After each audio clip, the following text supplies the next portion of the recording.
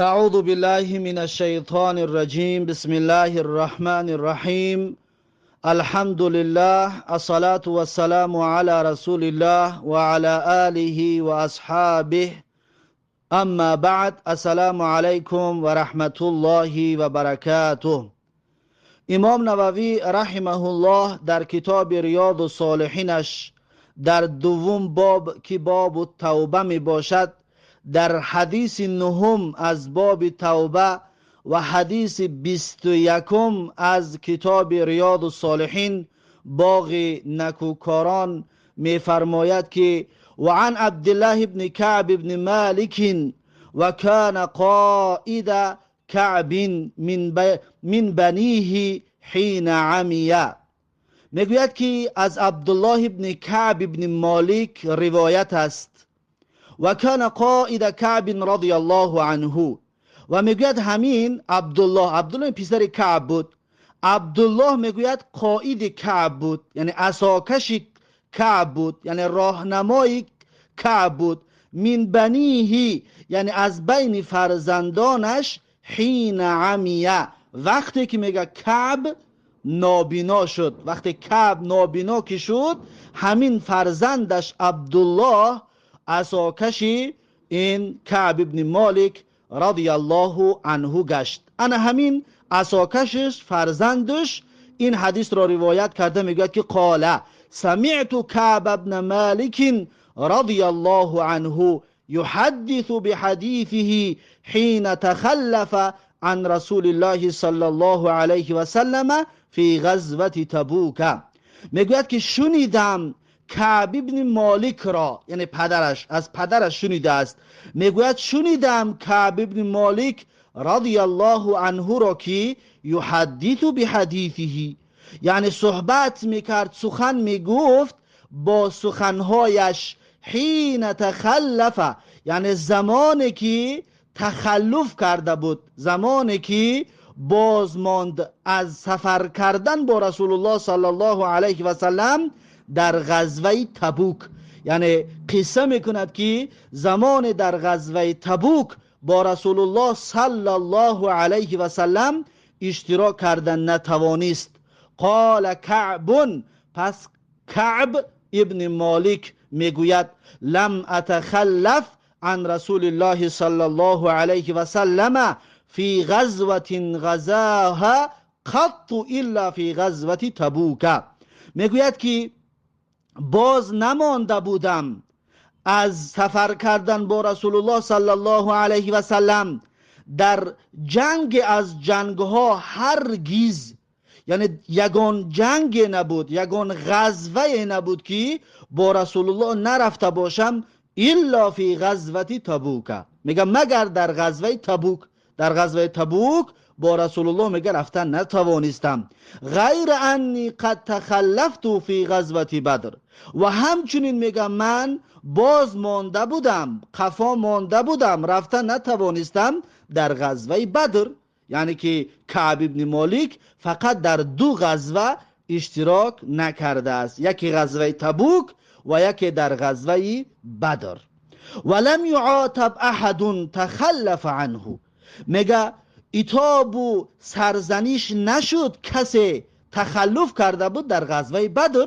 در غزوه بدر میگه من نرفتم و چندین کسای دیگر هم نرفته بودن، کسی سرزنش نشد، کسی را عتاب و عقاب نکردن. انما خرج رسول الله صلی الله علیه و سلم والمسلمون یریدون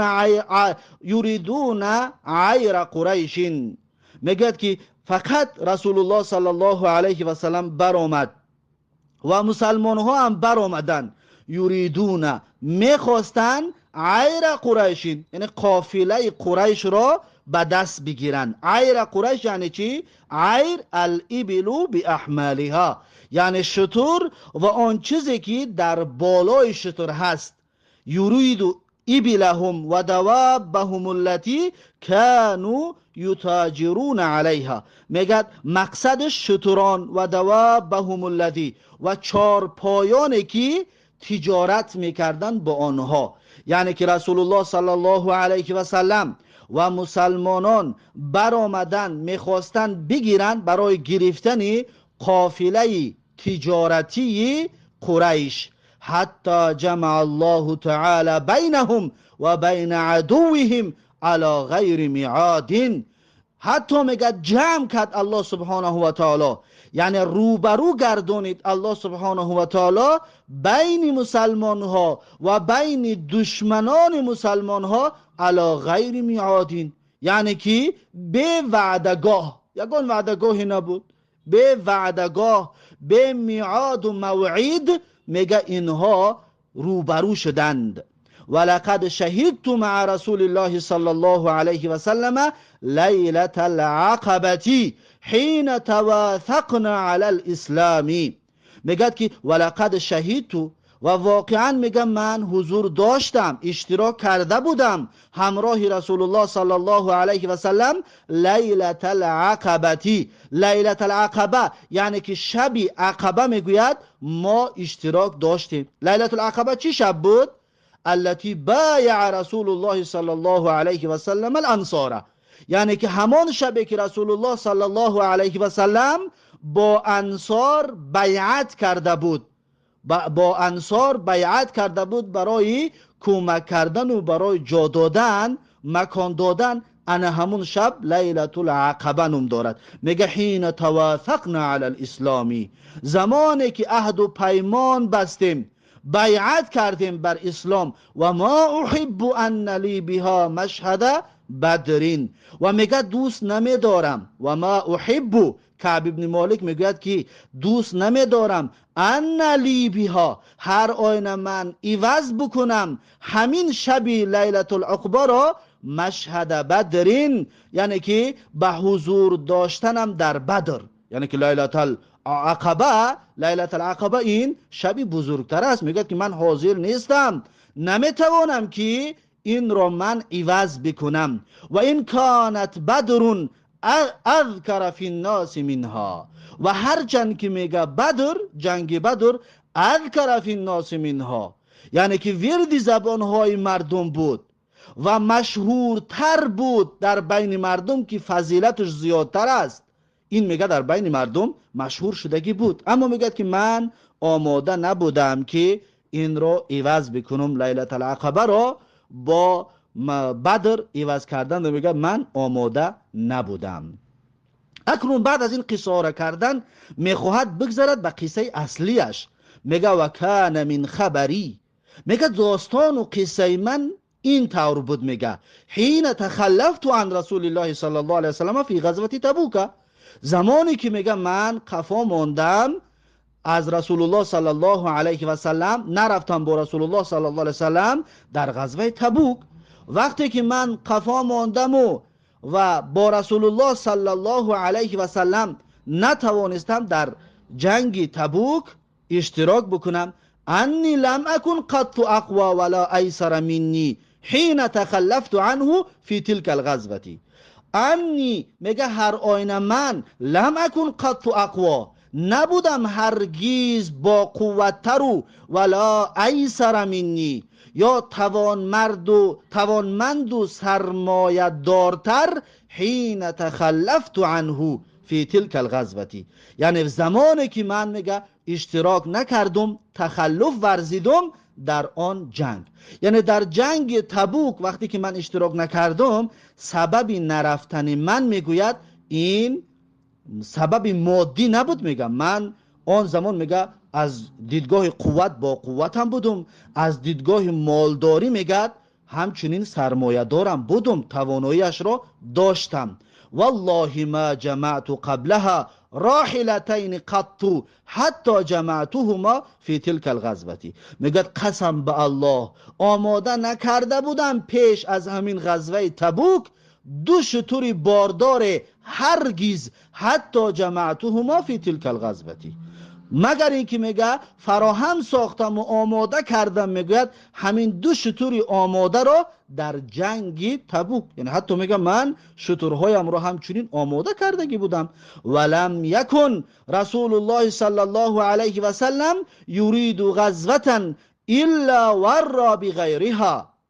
میگه که و نبود رسول الله صلی الله علیه و سلم، یعنی از عادت رسول الله نبود که میخواست جنگ را الا ورا، مگر اینکه میگه رسول الله توریه میکرد. الا ورا بغیرها یعنی توریه میکرد به غیرش. توریه یعنی چی؟ یعنی مقصدش را آشکار نمیکرد. رسول الله میخواست یک جا جنگ برود توریه میکرد، یعنی که مقصد و نیتش را آشکار نمیکرد. حتی کانت تلک الغزوه، تا اینکه میگه فرا رسید انا همین جنگی تبوک. فغزاها رسول الله صلی الله علیه و سلم فی حر شدید. پس میگه رسول الله صلی الله علیه و سلم به غزوه برآمد، برای جنگ برآمد، فی حر شدید یعنی در گرمی سخت، بسیار گرم بود. میگه و استقبل سفرا بعیدا و مفازا، و رسول الله صلی الله علیه و سلم میگه و استقبل، به استقبال گرفت، میگه سفری، یعنی در پیش رسول الله داشت یک سفری که بعیدن، سفر طولانی و دور بود، و مفازن، این سفر سفری مفاز بود. مفاز یعنی چی؟ مفاز یعنی که در آن ای بریتون طویلتون قلیلت الماء، یعنی که صحرای طولانی که آب ندارد، انا همین را میگوین مفاز. یعنی رسول الله صلی الله علیه و سلم پیشه گرفت سفری را که دور بود و همچنین در آن سفر یعنی صحرای بود که آب نداشتیم یا که آب پیدا کردن مشکل بود. و استقبل عددا کثیرا، روبرو شدن پیغمبر صلی الله علیه وسلم با عددی دشوار و بسیار و زیاده، یعنی با دشمنانش رسول الله صلی الله علیه وسلم در این سفر روبرو شدند. فجل للمسلمین امرهم، پس میگه رسول الله صلی الله علیه و سلم آشکار کرد برای مسلمان ها وضعیت را، امرشون را، حالشون را، که یعنی به کجا رفته ایستادند و به کجا میخواهند بروند. چرا رسول الله آگاه کرد؟ لیتأهبوا اهبت غزوهم، تا اینکه آماده بکنند اون جهازها و لوازمات جنگی را. اهبه در ذهن میگوید الاهبه بضم الهمزه و سکون الها ما یحتاج الیه فی السفر والحرب. اهبه میگوید هر آن چیزی که در سفر و در جنگ برای انسان لازم است، انا همون را میگوین اهبه.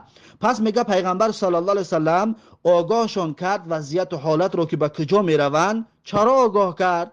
لیتأهبوا اهبت غزوهم، تا اینکه آماده بکنن جهاز و لوازمات جنگی و سفر را. فاخبرهم بوجههم الذی یریدو، پس خبرشان داد، میگه مسلمان ها را پیغمبر صلی الله علیه و سلم بوجههم الذی یریدو، یعنی به همون مقصدی که قصد داشتن، یعنی رسول الله صلی الله علیه و سلم قصدشون رو براشون بیان کردن که به کجا میروند.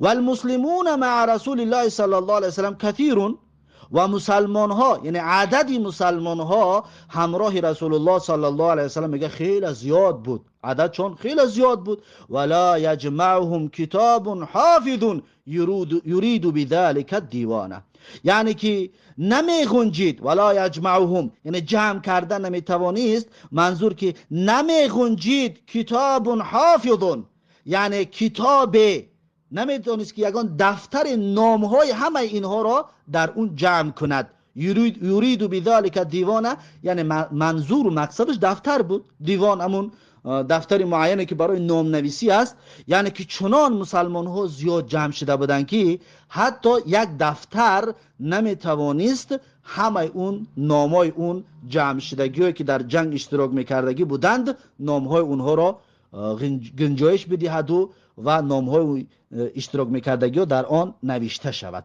قال کعب، اکنون کعب میگوید که فقل رجل یرید ان یتغیب الا ظن ان ذلك سيخفى به ما لم ينزل فيه وحی من الله. میگه که کعب ابن مالک میگوید که فقل رجل یرید، پس عددی کمی میخواستن که ان یتغیب یعنی غائب شوند از این جنگ، نروند در این جنگ، اشتراک نکنند. میگه عدد بسیار کم بود میخواستن که اشتراک نکنند در این جنگ.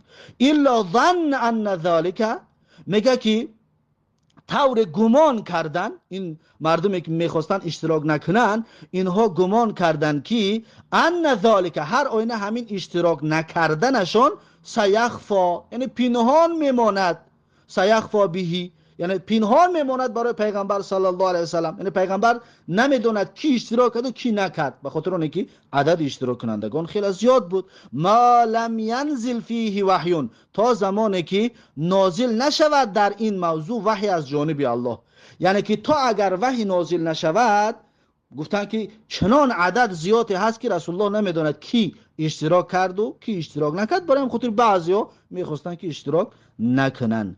و غزا رسول الله صلی الله علیه و سلم تلك الغزوه حين طابت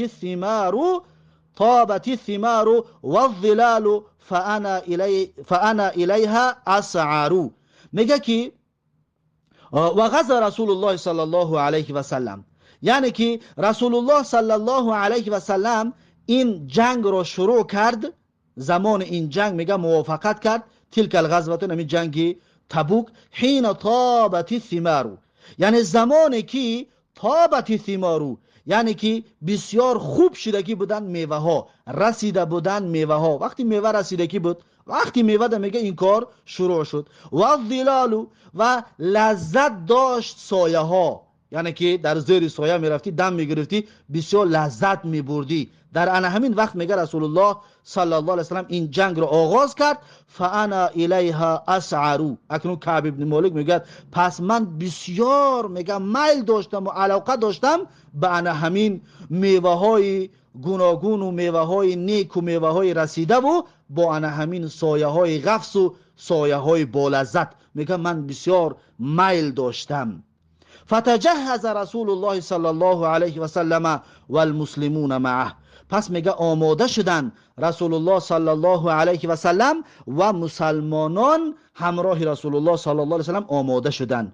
و تفیقت اغدو لکی اتجهز معه، پس میگه من شروع کردم صبحگاه می برآمدم تا اینکه آماده شوم همراه رسول الله صلی الله علیه و سلم، یعنی که منم نیتی در این جنگ برآمدن داشتم و شروع میکردم سحر از خانه برآمدن ده با نیت آماده شدن این سفر. فارجع فلم اقضی شیئا، بعض میگه بیگوی به خانه برمیگشتم ولم اقضی شیئا، کار کرده نمیتوانستم، یگان کاری نکرده به خونه برمیگشتم، اینه که آمادگی را گرفته نمیتوانستم.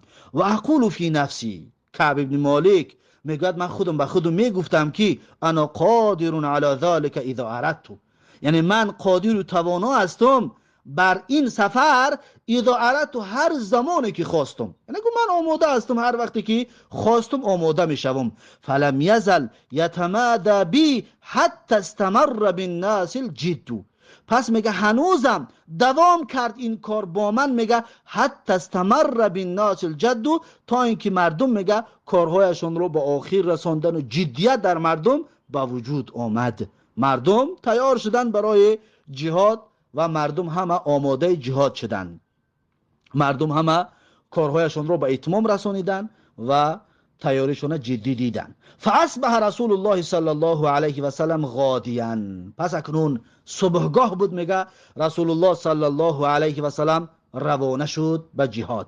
والمسلمون معه، و مسلمان ها هم همراه رسول الله صلی الله علیه و سلم یک جا بودن. ولم اقضی من جهاز شیئا، اما من کاری نکرده بودم، میگه چیزی رو آماده نکرده بودم، یعنی خودم رو میگه آماده نساخته بودم. سحر خیستم که همه به سفر به جهاد برآمدن. ثم غدوت، باز میگه صبحگاه از خانه‌ام برآمدم. فرجعت ولم اقضی شیئا، با به خانه برگشتم آمدم کاری نکردم، بیگان کاری را بود کردن، میگه به خانه گشتم. فلم یزل یتمادى، پس هنوزم میگه یتمادى بی، همین حالت میگه بر من دوام میافت. حتی اسرعو، تا اینکه دیدم میگه که با سرعت مردم برآمدن، یعنی سبقت کردن من رو، میگه مردم در این جهاد. و تفارت الغزو، و گذشتند و دور شدن میگه از من اون مجاهدان، یعنی گذشتن به پیشمو رفتن، من در خانه ماندم و حال هم آماده برآمدن نیستم. فهممت، اکنون میگه که من قصد کردم ان ارتحل فادرکهم، این که سفر کنم و اونها را برسم و دریافت کنم، یعنی که قصد کردم که سفر میکنم اونها را از پشتشان دریافت میکنم. میگه فیا لیتنی فعلت، ای کاش که من این کار رو میکردم که از پشتشان میرفتم. ثم لم یقدر ذلک لی، پس میگه این مقدر نشد برای من، در تقدیر من اشتراک کردن در این جنگ تبوک، غزوه تبوک نبوده است. میگه پس من نتوانستم بروم. فتفقت، پس میگه من شروع کردم اذا خرجت فی الناس، هنگامی که میگه به بین مردم میرفتم، بین مردم میبرآمدم، بعد خروج رسول الله صلی الله علیه وسلم، بعد که رسول الله برآمده بودن، یحزننی، میگه این مرا بسیار غمگین میکرد، انی لا ارالی اسوه، میگه من اسوه برای خودم، الگوی برای خودم، نمونه برای خودم نمیافتم. یعنی وقتی که میبرآمدم در بین مردم، یگان الگوی نمونه کسی را نمیافتم برای خودم نمونه قرارش بتیم، کسی نبود. میگه الا رجلا مغموضا علیه فی النفاق، مگر میگه بود مردانی که مغموضا علیه فی النفاق، یعنی متهم میشدن به نفاق، یعنی منافقا موندگی بودن، یعنی مردمی که غوطه زدگی بودن به نفاق، انا همون مردم میگه موندگی بودند.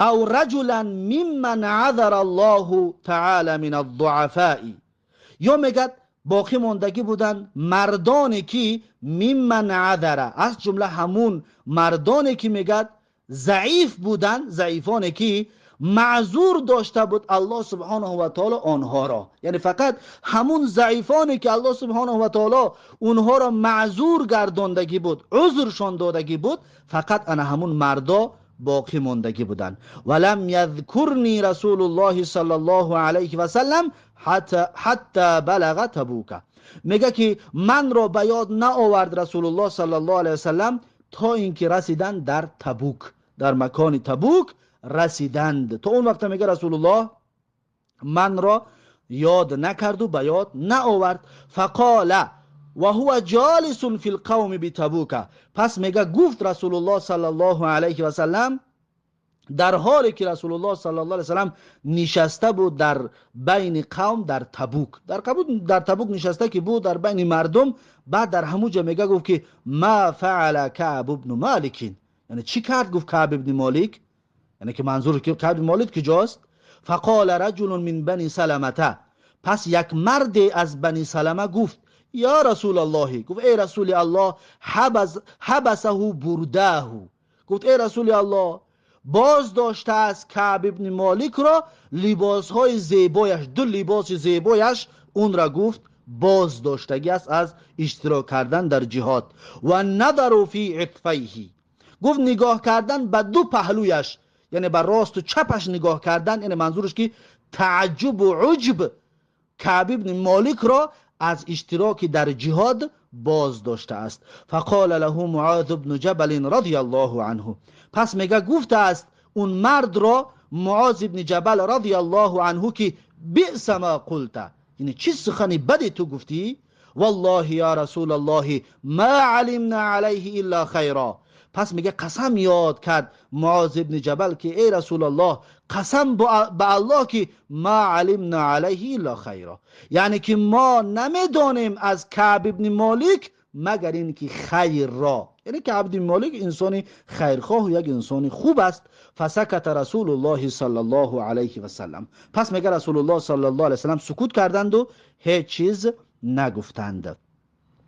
فبین هو علی ذلک، در این هنگامی که میگه اینها در همین حالت بودند، یعنی در حالت گفتگو و صحبت کردن و نشستن با یکدیگر، در همین حالت که بودند، رأى رجلا مبیضا، یعنی که میگه دید مرد را که سفید پوش است، یک مردی سفید پوش رو میگه رسول الله صلی الله علیه وسلم دیدن یا مردم دیدند.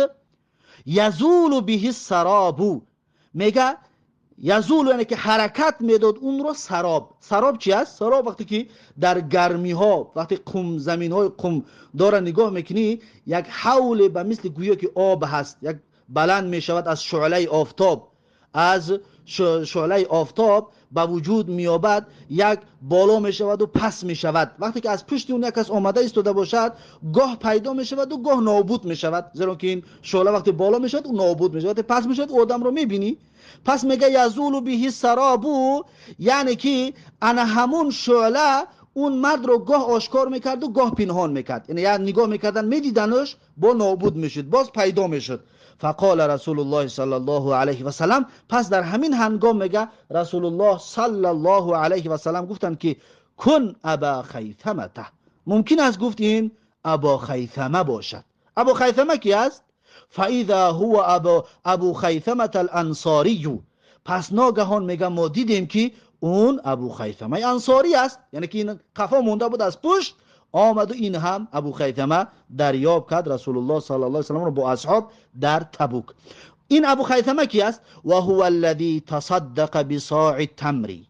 این ابو خیثمه شخصی است که وقتی که صدقه داد یک صاع خرما را صدقه داد، حین لمزه المنافقون، در اون هنگام میگه مسخرش کردن منافقا مسخره کردن این ابو خیثمه را. در زیر میآرد میگوید که ای عابوه و طعنوه، یعنی که سرزنش کردند و طعنه زدن این ابو خیثمه را منافقان گفتند که قالو ان الله غنی عن صاع هذا. منافقان گفتند که الله بی‌نیاز است از اون یک صاع خرما، یک کیلو خرمایی که تو میاری، الله گفت احتیاج به این ندارد. منافقین میگه مسخره و مذاق و تمسخر کرده بودن ابو خیثمه را.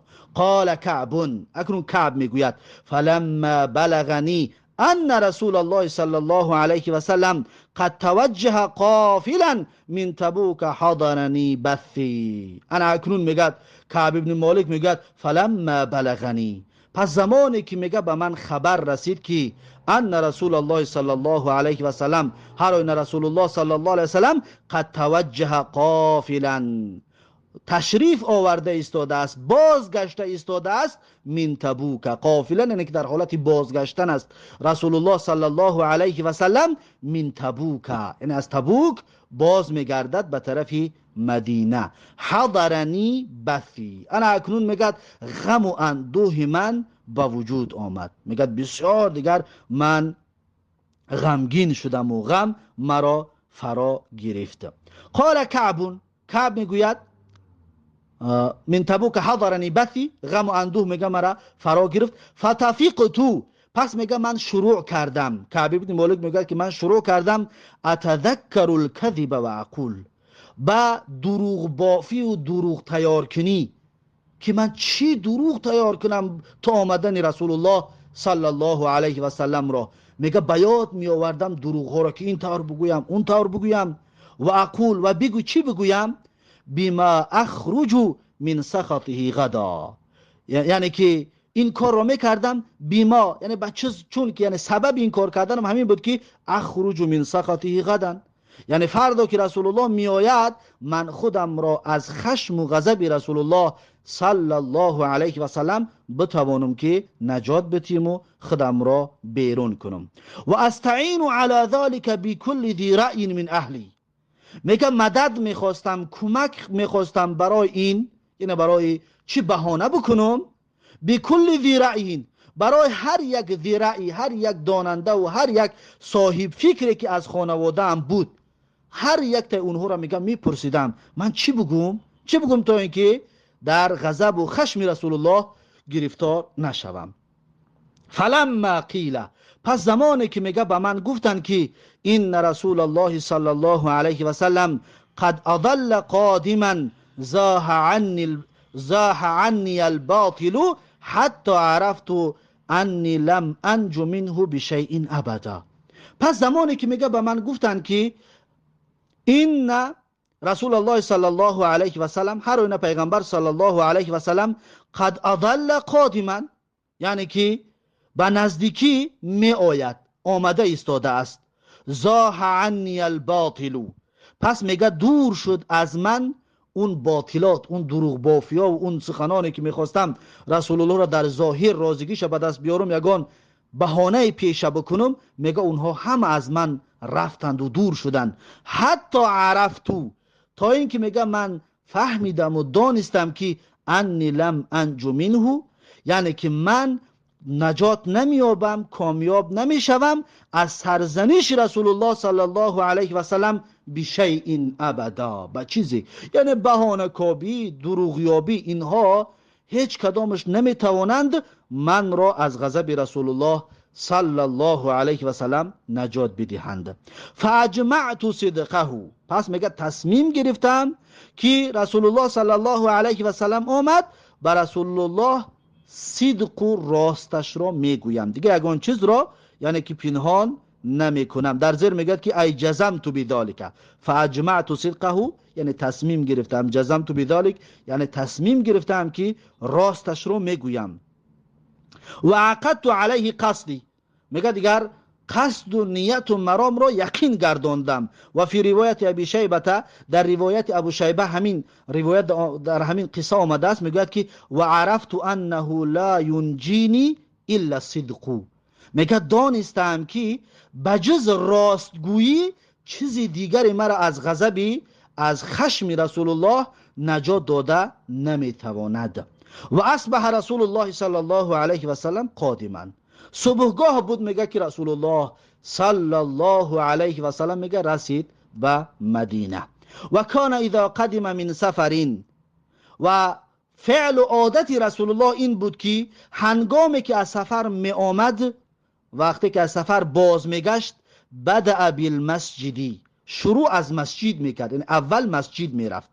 فرکع فیه رکعتین، پس میگه در مسجد 2 رکعت نماز میخوان. ثم جلس للناس، پس از 2 رکعت نماز خواندن با مردم میگه می نشست رسول الله صلی الله علیه و سلم. این از عادتهای رسول الله بود. میگه فلما فعل ذلك، پس زمانی که این کار رو کرد، این از سفر بازگشت، اول مسجد رفت، 2 رکعت نماز خوند، در اونجا 6 برای با مردم صحبت کردن. میگه جاءه المخلفون، پس میگه اون بازماندگان، اون قفاماندگانی از جنگ نزد رسول الله رفتند و یعتذرون الیه، یعنی هر کدامش عذر پیشه میکردن، میگفت رسول الله فلان عذر سبب شد که من رفتم نتوانستم. هر یک کدامش میگه برای رسول الله عذر پیشه میکردن که برای چی در این جنگ اشتراک نکردن. و یحلفون له، و قسم هم میخوردن در نزد رسول الله، قسم هم میخوردن که ای رسول الله، یعنی که ما راست میگیم که همین عذر را داشتیم. و کانوا بضعا و 80 رجلا، الله اکبر، اینها میگه 80 و چند مرد بود، 80 و چند کس انا خیل باز مونده بود از این جنگ. فقبل منهم علانیتهم، پس میگه قبول کرد رسول الله صلی الله علیه و سلم ظاهرشان را، هر چیزی که میگفتند و قسم میخوردند رسول الله صلی الله علیه و سلم قبولشون کرد. و بایعهم، رسول الله صلی الله علیه و سلم با اونها بیعت کرد. و استغفر لهم، و رسول الله صلی الله علیه و سلم طلب استغفار کرد برای این کسانی که عذر پیشه میکردند و قسم میخوردند. و وکل سرائرهم الی الله تعالی، و پیغمبر صلی الله علیه و سلم گذاشت سرائر اینها رو به الله، یعنی سپارید رسول الله صلی الله علیه و سلم نهان و قلب و واقعیت اینها رو، حقیقت اینها رو به الله سبحانه و تعالی. در ظاهر هر عذری که گفتن و قسم خوردن رسول الله قبولشون کرد، اما حقیقت حال چیزی که بود میگه رسول الله اون را به الله جل جلاله سپارید. حتی جئتو، تا اینکه میگه من آمدم. اکنون نوبتی کعب بن مالک شد. کعب بن مالک میگه که تا اینکه من آمدم. فلما سلمت تبسم تبسم المغضب، پس زمانی که میگه من سلام دادم رسول الله صلی الله علیه و سلم را، تبسم، رسول الله خنده کرد. تبسم المغضب، اما تبسم و خنده رسول الله میگه خشمالود بود. چطوره که انسان اگر بسیار غضب‌آلود هم شد یک خنده غضب‌آلود میکند، میگه رسول الله انمین طور خنده خشمالود، خنده غضب‌آلود کردند. ثم قال، پس میگه گفت رسول الله، میگه که تعالی بیجا فجئتو، پس میگه من آمدم نزدش، امشی میرفتم، میگه حتی جلست بین یدیه، رفتم میگه ایسویسته رفتم در نزد رسول الله نشستم. فقال لی، پس میگه رسول الله من رو گفت ما خلفک، یعنی چی سبب شد که تو اشتراک نکردی در این جنگ؟ سببی بازماندنت از این جنگ چی است؟ الم تکن قد ابتعت ظهرک، آیا گفت تو نخریده بودی زهرت رو، یعنی که همون سواریت رو، همون چیزی که باید در این جنگ در اشتراک میکردی، بگه مرکبت رو، آیا تو نخریده بودی؟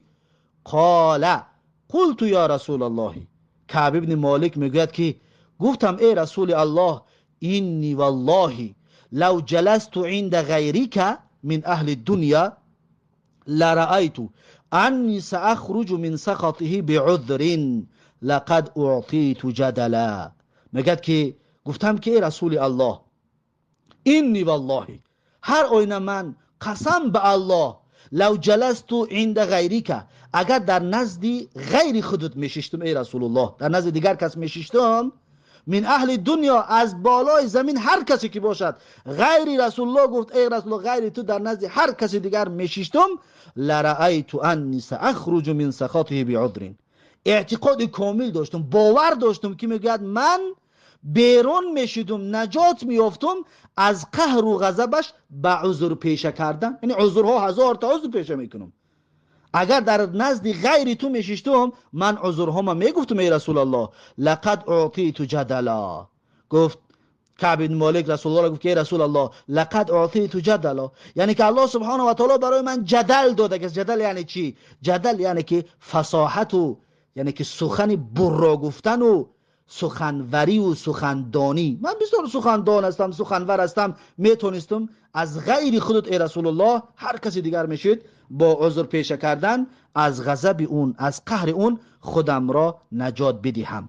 ولكنني والله لقد علمت لئن حدثتك اليوم حديث كذب ترضى به عني ليوشكن الله يسخطك علي. میگه گفت که ولكنني، ولیکن من ای رسول الله، والله قسم به الله، لقد علمت، واقعا دانستم، فهمیدم که لئن حدثتك اليوم حديث كذب، اگر که من حالا سخن دروغ برای تو بگویم، عذرهای دروغین برای تو پیشه بکنم، ترضا به، تو از من ای رسول الله راضی میشوی به سبب عذر پیشه کردنم، ترضا به عنی، راضی میشوی تو به سبب عذر پیشه کردنم از من ای رسول الله، لیوشکن الله یسخطک علی، پس زود است به نزدیکی الله سبحانه و تعالی تو را خشمگین میگردانید بر بالای من. یعنی که اگر من دروغ میگفتم حالا راضیت میکردم، اما زود به نزدیکی الله سبحانه و تعالی خشم و غضب تو را بالای من می آورد. و این حدثتک حدیث صدق، گفت ای رسول الله اگر که من سخن راست رو بگویم، راست گپ رو اگر بگویم، تجد علی فیه، یعنی میرنجی تو از من ای رسول الله صلی الله علیه وسلم، غضب میکنی بالای من، اینی لارجو فیه عقب الله عز و جل. گفت هر آینه من امیدوار هستم و میخواهم در این حقیقت گویی و راستگویی هم عقب الله تعالی، عقبای الله رو میخواهم. عقبای الله یعنی چی؟ العاقبة الحسنة بتوبة الله علی و رضا رسول الله صلی الله علیه وسلم عنی، یعنی که منظورم، خواست من یعنی عاقبت نیک است. اون عاقبت نیک چی است؟ یعنی پذیرفتن قبول پذیرفتن توبه من از جانب الله سبحانه و تعالی و راضی شدن رسول الله صلی الله علیه وسلم از من. یعنی که من این را میخوام که رسول الله، الله توبه من را قبول کند و رسول الله صلی الله علیه وسلم از من راضی شود. که منظوری من این هست. والله ما کان لی من عذرین. الا اکنون حقیقت رو گفت کعب ابن مالک، ای رسول الله قسم به الله یگان عذر من نداشتم. والله ما کنت قط اقوى ولا ایسر منی حین تخلفت عنک. گفت قسم به الله ای رسول الله ما کنت قط اقوى، یعنی هرگز اینقدر با قوت نبودم، ولا ایسر، اینقدر توانمند و ثروتمند و مالدار نبودم حین تخلفت عنک، زمانی که من باز ماندم از اشتراک کردن در اون جهاد. وقتی من با تو نرفتم، یعنی که یگان عذر هیچ چیز نبود، همه محیا بود، همه چی را داشتم، اما به عذر اشتراک کرده نتوانستم و نرفتم. قال، اکنون کعب میگوید فقال رسول الله صلی الله علیه وسلم، پس میگه رسول الله صلی الله علیه و سلم بعد شنیدن این سخن گفت که اما هذا فقد صدق، گفت اما این مرد پس واقعا راست را میگوید. یعنی کعب ابن مالک گفت راست را میگوید. رسول الله گفت که این مرد راست را میگوید. فقم حتی یقضی الله فیک، پس میگه گفت بخیز که از جات تا اینکه حکم کند الله سبحانه و تعالی درباره تو. اکنون بخیز از پشت کار چو تا اینکه الله سبحانه و تعالی درباره تو حکم صادر بکند.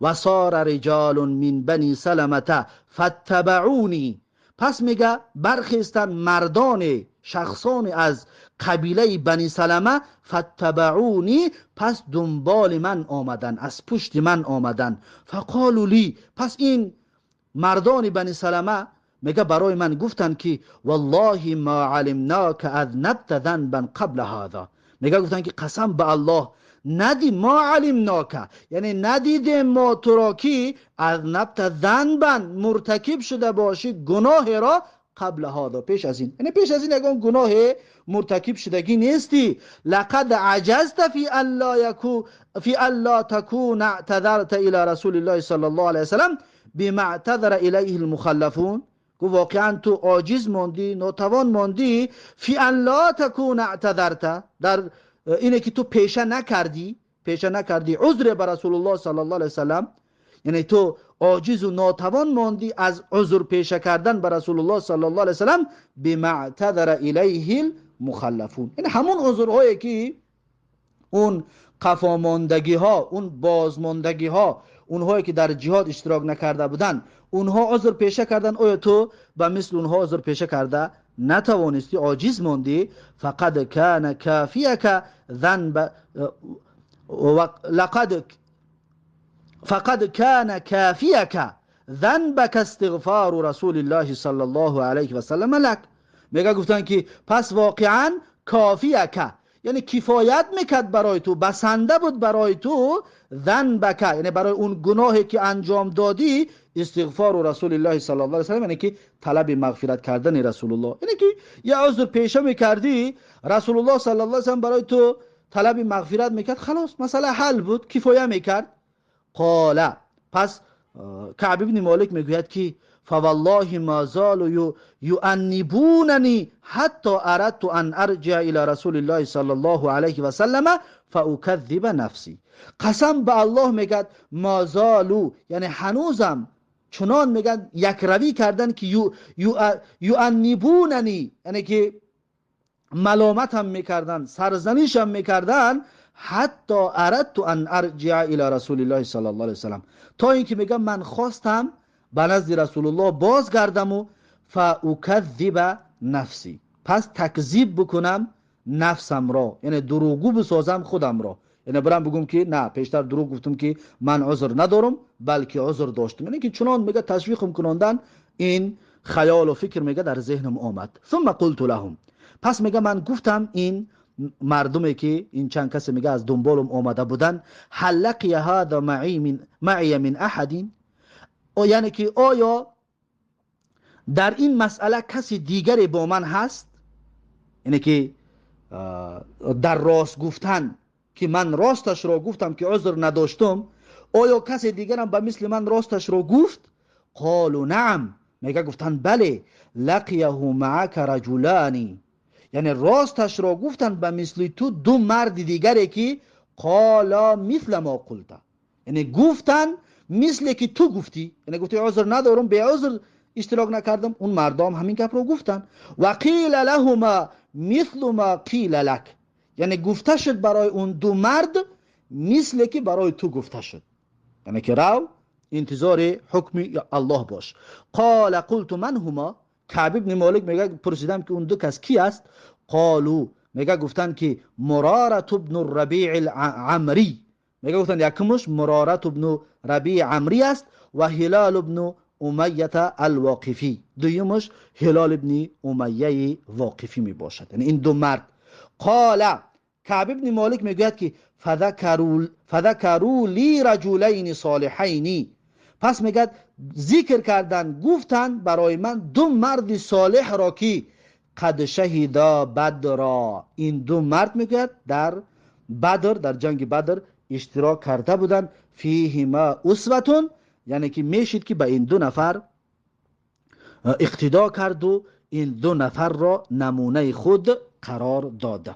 و در زیر این یک تنبیه میارد، میگوید که هذا وهم من الزهری، یعنی که این قول که این دو مرد، یعنی که مرارة بن الربیع و هلال ابن امیه، هر دی اینها میگوید که در جنگ بدر اشتراک کردن، این میگه وهم است، خیال است از جانب زهری. زهری یعنی که یکی از راویای حدیث.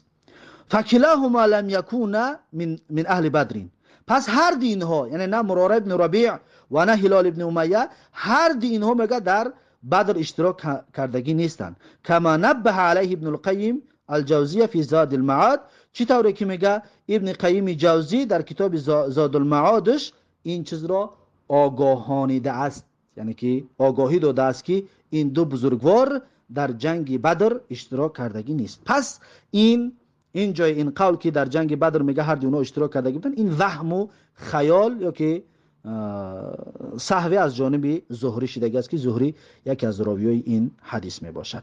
خب قال اکنون کعب ابن مالک میگوید که فمضیت حین ذکروه مالی، پس میگوید من ادامه دادم، روان شدم وقتی میگه این دو بزرگوار را در نزد من نامهایشان را گفتند. و نهى رسول الله صلی الله علیه و سلم عن کلامنا ایهما الثلاثه من بین من تخلف عنه، میگه منع کرد رسول الله صلی الله علیه و سلم سخن کردن با ما را، ایها الثلاثه، یعنی که ما سه نفر را، یعنی که منع کردن که مردم با ما سه نفر صحبت بکند، من بین من تخلف عنه، از بین کسانی که باز ماندگی بودند از رسول الله، که با رسول الله در این جهاد اشتراک نکرده بودند، میگوید مردم را منع کردن که با ما صحبت بکنند. قال کعب میگوید که فجتنبن الناس، پس میگه فجتنب الناس، یعنی که مردم از ما دوری جستند. فجتنبن الناس، مردم از ما دوری جستند. او قال تغیروا لنا، یعنی که مردم حالشان با ما، معاملهشان با ما تغییر یافت. حتی تنکرت لی فی نفسی الارض، تا این که میگه تنکرت یعنی که تغییر یافت، زیشت و بد گشت و بیگانه گشت در نفسی من، میگه همین زمین، حتی همین زمینی که میگه زندگی میکردم، همین زمین در نظر میگه بیگانه گشت. فما هی بالارض التي اعرف، پس میگه این زمین، اون زمینی که میگه من زندگی میکردم و میشناختمش، دیگه اون زمین نبود. فلبثنا علی ذلك 50 لیلة، پس میگه ما گذرانیدیم به همین حال 50 روز را. 50 روز انا همین طور میگوید ما روز گذراندیم. فاما صاحبای فاستکانا و قعدا فی بیوتهما یبکیانی، اما میگه اون دو رفیقم، اون دو دوستم، یعنی دو کس دیگری که در جهاد اشتراک نکرده بودن، فاستکانا، هر دو اونها میگه آرام گرفتن، سکونت قرار دادن، و قعدا و نشستند، فی بیوتهما، در خانه هایشان، اونها در خانه هایشان نشستند و یبکیانی، یعنی گریه میکردند، در خانه ها نشسته گریه میکردند که تا اینکه الله سبحانه و تعالی حکم براشان صادر بکند. و اما انا فکنت اشهب القوم و اجلدهم، اما میگوید که من پس جوانترین این سه نفره بودم، میگه از بین این سه نفر میگه جوانترینشون من بودم. و اجلدهم، همچنین با قوتترین و چالاکترینشون میگه من بودم از بین این سه نفر. فکنت اخرج، پس میگه من میبرآمدم، فاشهد الصلاه مع المسلمین، و شرکت میکردم میگه در نماز همراهی مسلمان ها میرفتم میگه نماز ما میخوندم و میآمدم. و اطوف فی الاسواق، میگه گشت و گذار میکردم در بازارها میگه میرفتم.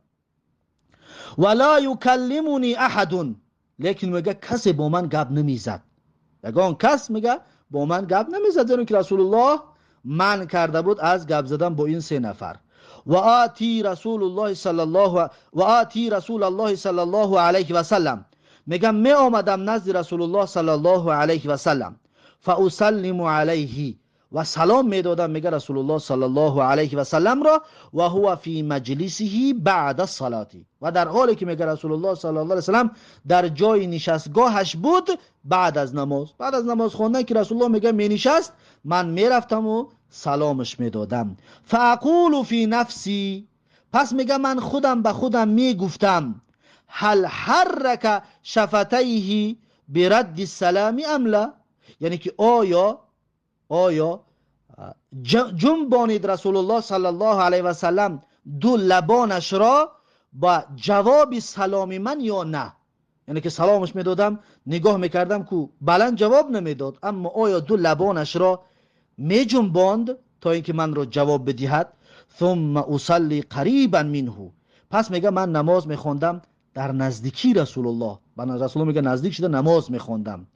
و اصارقه النظر، یعنی دزدیده با زیر چشم میگه رسول الله را نگاه میکردم، گاه دزدیده نگاه میکردم میگه رسول الله صلی الله علیه و سلم را.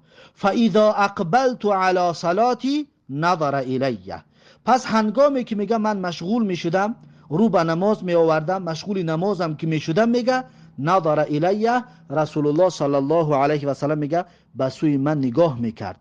و اذا التفت نحوه، و هنگامی که میگه به طرف رسول الله میگشتم، وقتی طرف رسول الله میگه نگاه میکردم، اعرض عنی، رویش را میگردون میگه از من، یعنی رویش را او طرف میکرد. حتی اذا طال ذلك علی من جفت المسلمین، تا این که میگه این طولانی شد بر من، من جفت المسلمین، از سختگیری ها و از روی گرداندنی های مسلمان ها که دیگه هیچ کنه سلام علیک میگرفت و نه کسی همراه هم گپ میزد. مشیت حتی تصورت جدار حائط ابی قتادت، میگوید که رفتم، میگه مشیتو، پس میگه رفتم، حتی تصورتو، تا اینکه میگه بالا شدم. تصورتو یعنی که بالا شدنی بالای دیوار، پس میگه بالای دیوار برآمدم. جدار حائط ابی قتاده، دیوار باغ ابو قتاده برآمدم میگه. و هو ابن عمی، ابو قتاده میگه این پسر عمک من میشود. و احب الناس الیه، و محبوب ترین مردم برای من بود، یعنی بسیار من دوستش میداشتم میگه. پس نزدش رفتم، فسلمت علیه، پس میگه این انسان دوست داشتم را و پسر عمکم را میگه سلام دادم. فوالله، کعب ابن مالک میگه که قسم به الله که ما رد علی السلام، سلامم را جواب نداد. سلامش داد و میگه همین شخصیت میگه سلام من را جواب نداد. فقلت له، پس میگه برایش گفتم، یا ابا قتاده، ای ابو قتاده، انشودک بالله، یعنی که سوگند میدهم تو رو به الله، یا من از تو میپرسم به نام الله، هل تعلمونی، آیا میدانی من را که احب الله و رسوله صلی الله علیه و سلم، یعنی که آیا میدانی که من الله و پیغمبر را دوست میدارم. فسکت، پس میگه ابو قتاده سکوت کردن، ابو قتاده میگه چیز جواب نداد. فعدت، باز میگه تکرار کردم سوالم را. فناشدته، باز میگه پرسیدم از اونو سوگند و قسمش دادم. فسکت، باز میگه سکوت کرد. فعدت فناشدته، باز میگه تکرار کردم و باز قسمش دادم و سوگندش دادم، پرسیدمش. فقال، پس میگه گفت که الله و رسوله اعلم، میگه گفت که الله و پیغمبرش میداند، یعنی دیگه هیچ چیز جواب نیست، فقط گفت الله و پیغمبرش میداند. ففاضت عینای، وقتی میگه این گپ رو که گفت، از 2 چشمان من میگه آب جاری شد. یعنی که ببینید چقدر محبت و مهر الله و پیغمبر در دل این انسان است که با وجود این قدر سختی ها باز هم این محبت در دلش جایگیر است که وقتی میگه که الله و پیغمبرش میداند، میگه ففاضت عینای، پس دو چشم من آب جاری شد، از دو چشمانم اشکم میگه جاری شد. و تولیتو، پس میگه من بازگشتم، حتی تصورت الجدار، تا اینکه بالای دیوال برآمدم، یعنی که از دیوال گذشتم. فبین انا امشی فی سوق المدینتی، پس زمانی که میگم من گشت و گذار میکردم در بازار مدینه، در بازار که میگشتم، میگه اذا نبطی من نبط اهل الشام ممن قدم بالطعام یبیعه بالمدینه یقول، پس ناگهان میگه دیدم نباتی را، نباتی یعنی که دهقان را، پس میگه دیدم دهقان را که من نبات اهل شام، یعنی که این دهقان از دهقانهای مردم شام بودن. ممن قدم بالطعام، از جمله کسانی بودن میگه آورده بودن مواد خوراکه، یعنی خوراکه آورده بودن به بازار مدینه.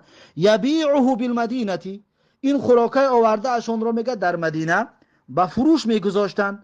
یقولو، انا همین دهقان اهل شام میگه میگفت که من یدل علی کعب ابن مالک، یعنی کی نشان میدهد برایم کعب ابن مالک را. پس میگه همین دهقان در جستجویم بود. فطفق الناس یشیرون له الیه، پس مردم میگه شروع کردن اشاره کردنش را به سوی من. پس ناگهان میگه مردم به سوی من اشاره کردن که کعب ابن مالک این شخصیت است که آمده ایستاده است. حتی جاءنی، تا اینکه میگه همین دهقان نزد من آمد. فدفع الی کتابا، پس میگه داد به دست من نامه را، من ملکی غسان، این نامه میگه از پادشاهی غسان بود. و کنت کاتبا، میگه من انسانی سوادناک بودم، سواد داشتم، یعنی خواندن و نوشتن را میتوانستم. در اون زمان که بسیار مردم امی بودن، خواندن و نوشتن رو نمیتوانستن. پس کعب ابن مالک میگه که من خواندن و نوشتن رو میتوانستم. فقرأته، پس میگه من خواندم نامه این پادشاه را. فاذا فیه، پس ناگهان میگه در این نامه من متوجه شدم که در اون نامه نوشته شده است که اما بعد فانه قد بلغنا ان صاحبك قد جفاک، میگه گفت هر آینه اطلاع یافتیم و خبردار شدیم، به ما رسید که دوستت ستمت میکند، دوستت تو را ستم کرده ایستاده است. ولم یجعلک الله بدار هوان ولا مضیعت، گفت که نگذاشته است تو را الله سبحانه و تعالی در سرزمین خار زندگی کنی، ولا مضیعت، و همچنین گفت نه در زمینی که، در سرزمینی که حقت ضایع شود تو در اونجا زندگی کنی. گفت نه این کار رو نکن، یعنی که فهمیدیم که ظلم و ستم بالات است. فالحق بینا، پس گفت بیا با ما بپیوست، یعنی نزد ما بیا. نواسیکا، یعنی که ما تو را قدردانی میکنیم، یا ما با تو در این مشکل شریک میشویم و همدرد میشویم، یعنی که ما این مشکلی را از تو حل میگردونیم که نزد ما بیا. ببین فقلت حین قرأتها، پس کعب ابن مالک میگوید که گفتم وقتی که این را خواندم، این نامه را که میگه خواندم، گفتم که و هذه ایضا من البلاء، این هم همچنین یکی از آزمایش ها و یکی از امتحان ها می باشد. فتیممت بها التنور فسجرتها، پس میگوید پس انداختم، میگوید این نامه اون پادشاهی غسان را میگوید به تنور، به چکدان میگوید داختمشو. فسجرتها، پس میگه من اون را علاو سر دادم، یعنی سوزاندمش، به چکدان انداخته اون رو میگه من سوزاندمش. ببینید در همون زمان پیشم این طور فتنه اندازا بودن، میخواستن که کعب ابن مالک را ببرن بر ضد رسول الله صلی الله علیه و سلم برای مبارزه بردن. استفاده اش برای چی طوری که امروز میبینیم که دولت غرب چقدر از کشورها همچون با نام مخالف بسیار مردم رو دعوت میکنن که بیا وقتی در دولتت مشکلی داری بیا نزد ما، وقتی در دولتت آزاد گشتنی نمیمونن، فکرت آزاد گفته نمیتونی، آن صفتهای خبیث و بدی که داری آزاد نیستی، پس بیا نزد من.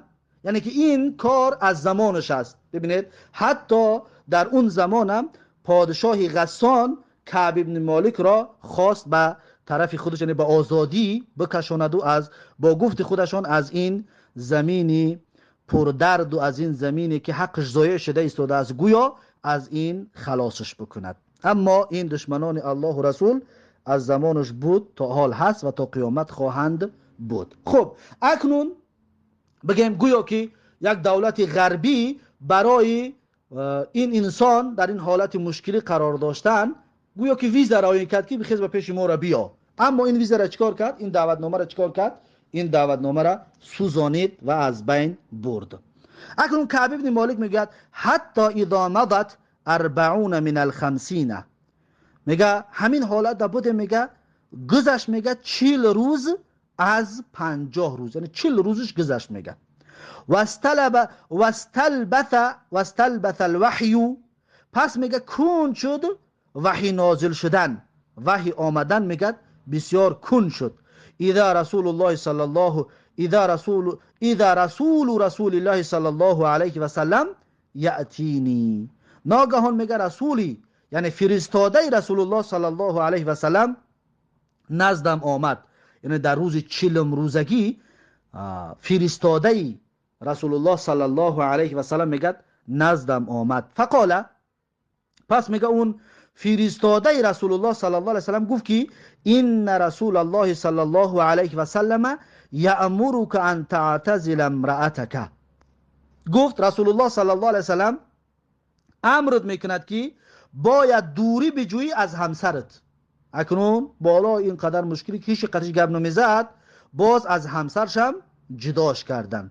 فقلتو، پس کعب ابن مالک میگوید ببینید اطاعت کننده و محبتی که داشت، میگه گفتم که اطلقها، یعنی طلاقش بدیم، اما ماذا افعل، یا چیکار بکنم، یعنی که چیکار کنم، چی طور از همسرم دوری بجویم.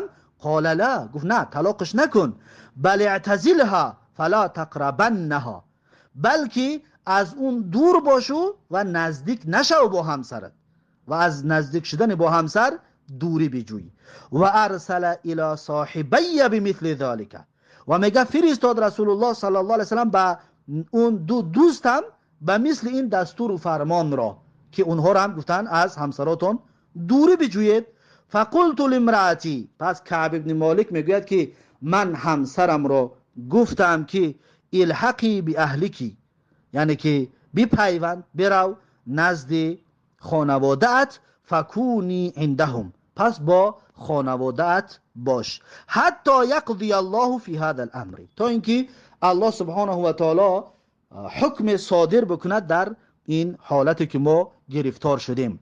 فجاءت امرأة هلال ابن امیه رسول الله صلی الله علیه و سلم فقالت له، پس میگه آمد زنی هلال ابن امیه نزد رسول الله صلی الله علیه و سلم، فقالت له، پس میگه رسول الله را گفت که یا رسول الله، ای رسول الله، این هلال ابن امیه شیخ ضایع، گفت هر آینه هلال ابن امیه موسفید ناتوان است، پیرانسال ناتوان است، لیس له خادمون، خدمتگار ندارد، فهل تکره ان اخدمه، آیا اشکال دارد که من خدمتش را بکنم؟ یعنی همسرش وقتی گفتن که همسر را باید جدا شود، همسری هلال ابن امیه آمد و از رسول الله اجازت پرسید که آیا اشکالی دارد که من خدمت اون موسفید یعنی شوهرش را بکند؟ قال لا، مگر رسول الله گفت که نه اشکال ندارد، نه خدمتش را بکن، ولکن لا یقربنکی، لیکن گفت نزدیک نشود به تو هلال ابن امیه، از نزدیک شدن گفت پرهیز کنید. فقالت، پس میگه گفت که یعنی که زنی هلال ابن امیه میگه گفت که انه والله ما به من حرکت الی شیء، گفت هر آینه حالی هلال ابن امیه گفت همین است، قسم به الله که ما به من حرکت الی شیء، یعنی که یگان حرکت رغبت به چیزی ندارد، یعنی که در حالت دشوار قرار دارد که نه دیگر به زن نزدیک می شود و نه نزدیک شدن رو می خواهد، بسیار در یک حالتی ناگوار قرار دارد.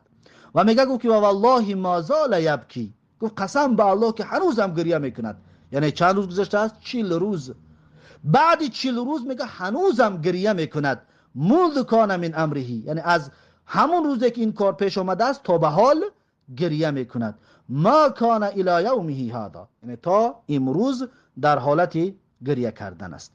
فقال علی بعض اهلی، پس کعب ابن مالک میگوید که بعضی از خانواده هایمون میگه، بعضی از خیش تبار میگه برای من گفتن که لو استاذنت رسول الله صلی الله علیه و سلم فی امرأتک، یعنی که اگر که اجازت بپرسی از رسول الله صلی الله علیه و سلم درباره همسرت، یعنی که کعب تو هم برای از رسول الله اجازت بپرس که همسرت با خودت بماند. فقد اذن لامرأة هلال ابن امیه ان تخدمه، پس گفتن خبر دادن به کعب ابن مالک که اجازت داده از رسول الله صلی الله علیه و سلم به زن هلال ابن امیه که خدمت هلال ابن امیه را بکند، یعنی تام برو اجازت بپرس و رسول الله برات اجازت میدهد. فقلت، پس کعب ابن مالک میگوید که لا استأذن فیها رسول الله صلی الله علیه و سلم، یعنی که اجازت نمیپرسم درباره همسرم از رسول الله صلی الله علیه و سلم که همسرم در نزد من بماند. گفت من نه، من اجازت نمیپرسم. و ما یدرینی ماذا یقول رسول الله صلی الله علیه و سلم، و گفت من از کجا بدانم که چی میگوید برای من رسول الله، یعنی که من برم بپرسمش، من از کجا میدونم رسول الله برای من چی میگوید. اذا استأذنته فیها، وقتی که گفت من اجازت بپرسم از رسول الله صلی الله علیه و سلم درباره همسرم که قطیم بماند، و انا رجل شاب بود، گفت من جوان هستم. فلبثت بذلك 10 لیال، پس میگه صبر کردم و ماندم به همین حالت، به همین حال میگوید 10 روز دیگر، یعنی 10 روز دیگر زناشون هم از نزدشان دور شدند.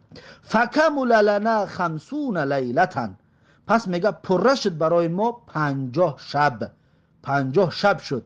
من حین نه عن کلامنا، یعنی از همون زمانی که منع شده که بود در با ما صحبت کردن، از همون روز میگه تا آخران روز میگه 50 شب گذشت. میگه ثم صلیت صلاة الفجر، روزی پنجهم، شب پنجهم میگه سحر که نماز بامداد رو خواندم، صباح 50، سحر روزی پنجهم بود. میگه لیلتا علی ظهر بیتی من بیوتنا، یعنی که شبی پنجهم، همون شبی که سحرش پنجهم میشد، علی ظهر بیتین، یعنی که بر پشت خانه از خانه ها، در بالای خانه از خانه ها میگه نمازم را خواندم. فبین انا جالس علی الحال التي ذکر الله تعالی منا، پس زمانی که میگه من نشسته بودم به همون حالتی که الله سبحانه و تعالی درباره ما گفتگی هست. الله سبحانه و تعالی در قرآن درباره این سه شخص چی میگوید؟ قد ضاقت علی نفسی، میگه واقعا به تنگ آمدگی بود نفسی من. الله میگوید که نفساشون به تنگ آمدگی بود. و ضاقت علی الارض بما رحبت، میگه تنگ شدگی بود برای من زمین با اون وسعت و بزرگیش، میگه همین زمین با این وسعت و بزرگیش در نظر من میگه به تنگ آمدگی بود. سمعت صوت صارخ اوف علی سلع یقول باعلى صوته، میگه در همین حالت که نشستگی بودم در بالای خانه از خانه های مدینه، سمعت صوت صارخ، میگه شنیدم آواز فریاد کننده ای را که اوف علی سلع، بالا شدگی بود، میگه بر بالای کوهی سلع، سلع نام کوه است، میگه بر بالای کوه سلع میگه بالا شدگی بود، یقول باعلى صوته، یعنی با آوازی بلند میگه فریاد میکرد، یا کعب ابن مالک ابشر، میگه میگفت ای کعب ابن مالک بشارتم بده، مژده به تو باد. فخررت ساجدا، پس کعب ابن مالک میگوید که افتادم سجده کنان، یعنی سر به سجده رفتم. و عرفت انه قد جاء فرجون، و دانستم و فهمیدم که واقعا فرج، روشنی و آزادی از این مشکلی به وجود آمده است. فآذن رسول الله صلی الله علیه و سلم الناس بتوبة الله علینا حین صلى صلاة الفجر، میگه اعلان کرده است رسول الله صلی الله علیه و سلم برای مردم به توبت الله عز و جل، یعنی با قبول کردنی توبه رو الله سبحانه و تعالی که قبول کرده است توبه اینها را علینا یعنی توبه ما رو میگه الله سبحانه و تعالی قبول کرده است. رسول الله اعلان کرده است حین صلی صلات الفجر، یعنی زمانی که گذاشتند و خواندند نماز بامداد. یعنی بعد از بامداد رسول الله در بین مردم اعلان کرده است که الله سبحانه و تعالی توبه اینها را پذیرفت و قبول کرد. فذهب الناس یبشروننا، پس میگه برآمدن مردم و شروع کردن مردم میگه مجددهی را، بشارت دهی را میگه مردم شروع کردن. فذهب قبل صاحبی مبشرون، پس میگه رفته است به سمت آن دو رفیقم مبشر، یعنی بشارت دهندگان، خبررسان ها، میگه به نزد اون دو رفیقم رفته است.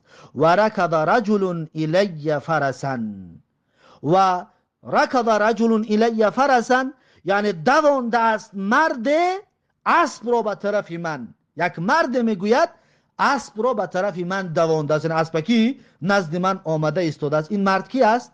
در روایت میگه که زبیر ابن عوام است. یعنی زبیر ابن عوام اسب را سوار شده است و به طرف کعب ابن مالک روانه شده است. و ساع ساعین، و همچنین میگه حرکت کرده است یک پیاده گرده، یک انسان دیگر پیاده میگه به طرف من میگه حرکت کرده است. من اسلمه، این مرد میگه از قبیله اسلم بودگی است. من اسلمه قبلی، یعنی به جانب من میگه پیاده آمده است. و اوفا علی الجبلی، انا همین مرد میگه بالا شده است بر بالای کوه. و کان صوت اسرع من الفرسی، این مرد رو میگوید آوازش تیزتر بود از اسب دویده، یعنی که از همونجا فریاد کرده است پیش از اونه که این زبیر ابن عوام با اسب برسد آواز این مرد رسیده است. این مرد کی است؟ این مرد حمزه ابن عمر الاسلمی، حمزه ابن عمر اسلمی گفتنی شخصیت است که این انسان فریاد کرده است با آواز بلند از بالای کوه. میگه فلما جاءنی الذی سمعت صوته، پس میگه زمانی که نزد من آمد همون کسی که میگه من آوازش را شنیده بودم، همون شخص میگه نزدم آمد. یبشرونی نزعت، یبشرونی یعنی بشارت میداد من را، این خبر خوش را برای من میگه میرسوند.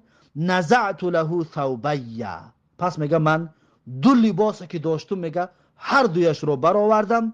فکسوتهما ایاه ببشارته، پس پوشاندم میگه این دو لباسم رو به آن مرد، یعنی که به حمزه ابن عمر اسلمی میگه پوشاندم ببشارته، در مقابل اون خبری خوشی که برای من رسانده بود. میگه من برای اون این لباس را هدیه دادم.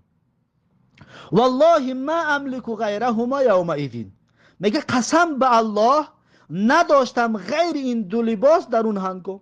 اما وقت میگه فقط این دو لباس داشتم، دیگه یگان چیز دیگر نداشتم. و استعرت ثوبینی، پس میگه امانت گرفتم، استعاره گرفتم دو لباس دیگر را. فلبستهما، پس اون لباسایی که امانت گرفته بودم میگه اون لباسا را پوشیدم. و انطلقت اتأمم رسول الله صلی الله علیه و سلم، پس میگه رفتم قصد دیدار رسول الله صلی الله علیه و سلم را کردم، یعنی که نزد رسول الله صلی الله علیه و سلم رفتم. یتلقانی الناس فوجا فوجا، میگه استقبال میگرفتن من را مردم، میگه گروه گروه میگه می آمدن استقبال میگرفتن، پیشواز میگرفتن. یهنئوننی بالتوبه، یعنی که تبریک میگفتن من را برای پذیرایی توبه، برای قبول شدن توبه میگه مرا تبریک میگفتن. و یقولون لی، میگه اون مردمی که گروه با من ملاقات میکردند و استقبال و پیشواز هم میگرفتن، اونها میگفتن که لتهنیک توبه الله علیک، یعنی گوارا باد قبول کردنی توبت از جانب الله سبحانه و تعالی، که توبه کردی الله توبت رو قبول کرده است، برایت گوارا باد. حتی دخلت المسجد، کعب ابن مالک میگه تا اینکه به مسجد در آمدم. فاذا رسول الله صلی الله علیه و سلم جالس حوله الناس، پس ناگهان میگه دیدم رسول الله صلی الله علیه و سلم رو که نشسته است و در اطراف رسول الله میگه مردمان نشسته هستند. فقام طلحه بن عبید الله رضی الله عنه. پس میگه از جایش خست طلحه ابن عبید الله رضی الله عنه یهرول حتی صافحنی و هنعنی، یعنی که دویده به سوی من آمد. یهرولو هرولنه که با شتاب آمدن، تیز میگه دویده به طرف من آمد. حتی صافحنی، تا اینکه میگه با من مصافحه کرد، دست به دست سلام کرد. و هنعنی، و من رو میگه تبریک گفت و تبریک هم کرد. والله ما قام رجل من المهاجرین غیره، قسم به الله میگه نخست مرد از مهاجرین، کسی از مهاجرین غیری طلحه ابن عبید الله، غیر طلحه ابن عبید الله میگه کسی نزدم نخست.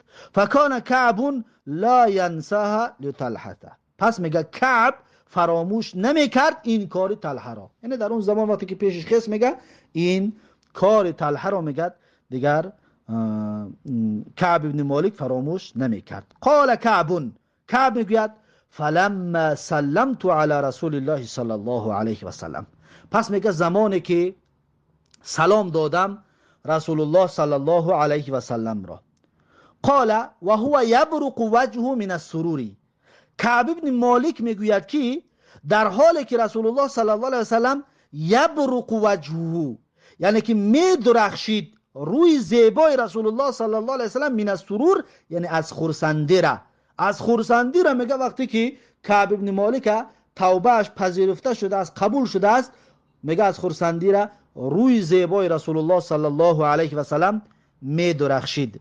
پس میگه رسول الله گفت که ابشر بخیر یوم مر علیک مذ ولدتک امک، یعنی که بشارت باد برای تو بخیر یومین، با بهترین روزی که مر علیک، یعنی در بالای تو اون روزهایی که گذشته است، مذ ولدتک امک یعنی از زمانی که مادر تولدت کرد، از زمانی که مادر تولد کرد تا به امروزه بهترین روزی که برای تو گذشت، ابشر یعنی بشارت باد و برایت خوش باد این روز. فقلتو، پس میگه گفتم که امن عندک یا رسول الله ام من عند الله، یعنی که آیا از نزد تو است این حکم ای رسول الله یا از نزد الله، یعنی که این بخشش قبول شدن، این توبه که اعلان کردن این از جانب تو است ای رسول الله یا از جانب الله جل جلاله؟ قال لا، میگه رسول الله گفت که نه، بل من عند الله، یعنی از نزد من نیست، بل من عند الله عز وجل، این پذیرایی توبه از جانب الله جل جلاله می باشد. و کان رسول الله صلی الله علیه و سلم، کعب ابن مالک میگه که رسول الله صلی الله علیه و سلم عادتش این بود که اذا سر استنار وجهه، و هنگامی که شاد و خرسند میشد، استنار وجهه یعنی که می درخشید روی پیغمبر صلی الله علیه و سلم، حتی کأن وجهه قطعه قمرین، یعنی که تا اینکه گویا اینکه روی پیغمبر صلی الله علیه و سلم پاره از ماهتاب باشد، یعنی همین قدر می درخشید وقتی که پیغمبر خرسند و شاد می گشتند. و کنا نعرف ذلك منه، میگم ما می دانستیم این حالت رو از پیغمبر صلی الله علیه و سلم که عادتش همین بود که وقتی که خرسند می شد روی زیبایش می درخشید. فلما جلست بین یدیه قلت، پس زمانی که میگه نشستم در نزد پیغمبر صلی الله علیه و سلم، پس میگه گفتم که یا رسول الله، ای رسول الله، این من توبتی، هر آینه از پرگرداندن توبه من، کامل گرداندن توبه، میگه گفتم همین است که ان اخلع من مالی صدقتن، این که ببرارم از مالم صدقه رو، یکی ببرارم همه مالم را صدقه الی الله و رسوله، یعنی صدقه در راه الله و رسول. میگه از تکمیل کردن و از پر کردن توبه هم همین است که قصد کردم که مالهایم را در راه الله و رسول ببرارم.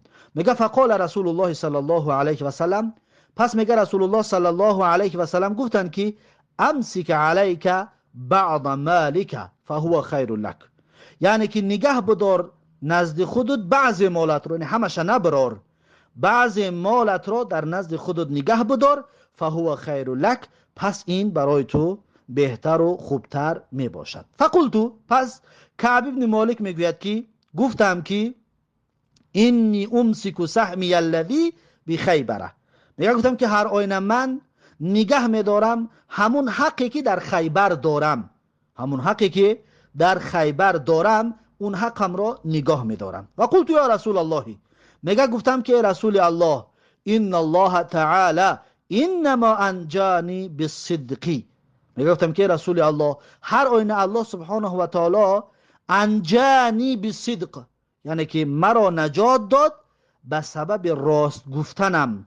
و این من توبتی، و میگه همچنین باز گفت که رسول الله هر آینه از توبه، از تکمیل کردن و پره کردنی توبه هم همین است که ان لا احدث الا صدقا ما بقیتو، یعنی سخن نمیگویم مگر این که راست، ما بقیتو یعنی تا زمانی که باقی ماندم و تا زمانی که در قید حیات هستم، تا زمانی که زنده هستم دیگر هر وقتی که گفتم راست میگویم، یعنی دیگر دروغ نمیگویم، زیرا که راستگویم سبب نجات یافتنم گشت. فوالله ما علمت احدا من المسلمین، پس میگه قسم به الله نمیدانم کسی از مسلمان ها را ابلاه الله تعالی فی صدق الحدیث منذ ذکرت ذلك لرسول الله صلی الله علیه و سلم احسن مما ابلانی الله تعالی، یعنی که میگه قسم به الله نمیدانم کسی از مسلمان ها را که ابلاه الله تعالی، یعنی که آزمایش کرده باشد الله سبحانه و تعالی، یا موردی انعام قرار داده باشد الله سبحانه و تعالی در راست گفتن سخنشان، از زمانی که گفتم این را به رسول الله صلی الله علیه و سلم احسن مما، یعنی نیکوتر و خوبتر از آنه که مورد نعمت قرار داد مرا الله سبحانه و تعالی، یعنی که این راستگویی سبب شد که من چنان نعمتی را به دست آوردم که تا به امروز شاید کسی به مثل من میگوید برای راست گفتن اینقدر نعمت را به دست نآورده است، یعنی بخشش الله جل جلاله. والله ما تعمدت كذبة منذ قلت ذلك لرسول الله صلی الله علیه وسلم الى یوم هذا. اکنون این قصه را بعد روایت کردگی که هست میگوید که قسم به الله ما تعمدت کذبتا، یعنی قصداً دروغی نگفتم، منذ قلت ذلك لرسول الله صلی الله علیه وسلم، از زمانی که این را به رسول الله گفته بودم الى یوم هذا، یعنی تا امروز دیگر من یگان سخنی دروغ قصداً نگفتم. و اینی لارجو ان یحفظنی الله تعالی فیما بقیه، میگه هر آینه من امیدوار هستم، از الله میخواهم که نگه بدارد من را، حفظ کند من را از فیما بقیه، یعنی که در آن عمری که از من باقی مونده است، تا آخر عمرم همچنین الله من را حفظ کند و نگه بدارد که دروغ نگویم. قال فانزل الله تعالی، پس میگه الله سبحانه و تعالی آیت را نازل کرد. این آیت سوره توبه آیت 117 تا 119. الله سبحانه و تعالی در این سوره چی میگوید؟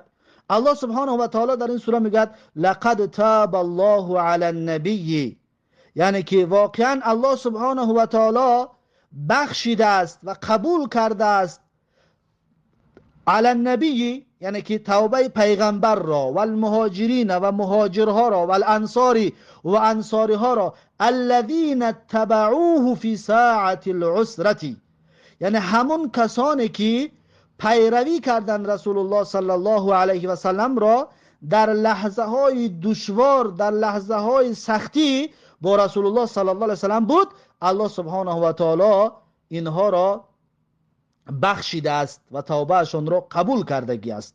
من بعد ما کاد یزیغ قلوب فریق منهم، من بعدی یعنی بعد از اونه که ما کاد یزیغ، یعنی چیزی نمانده بود، بسیار نزدیک شده بود که بلغزد و منحرف شود قلوب فریق منهم، یعنی دیل گروه از اونها، ثم تاب علیهم.